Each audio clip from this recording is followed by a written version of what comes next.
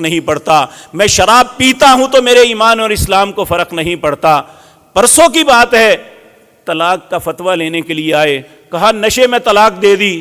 میں نے اسے پیار سے کہا بھائی تجھے پتا ہے کہ نبی کریم صلی اللہ علیہ وسلم نے فرمایا جو 3 دفعہ نشہ کرتا ہے اللہ سے توبہ نہیں کرتا وہ ہمیشہ کے لیے جہنم کا ایندھن بن جاتا ہے۔ وہ کہتا ہے جی یہ باتیں اپنے پاس رکھو، ہماری مسلمانی۔ میں نے کہا مسلمانی ختم ہو جاتی ہے؟ کہتا ہے مسلمانی پہ کوئی فرق نہیں پڑتا۔ ہمارا ذہن یہاں تک پہنچ چکا تو ہم کس بات کا معاملہ کرتے ہیں؟ اللہ رب العزت مجھے اور آپ کو سمجھاتے ہوئے کہتے ہیں یا ایھا الذین آمنو، اے لوگو جو ایمان لائے ہو، قوا انفسکم واہلیکم نارا، اپنے آپ کو اور اپنی اولادوں کو جہنم کی آگ سے بچا لو۔ پھر اللہ فرماتے ہیں وقودھا الناس والحجارہ، جانتے ہو جہنم کا ایندھن کیا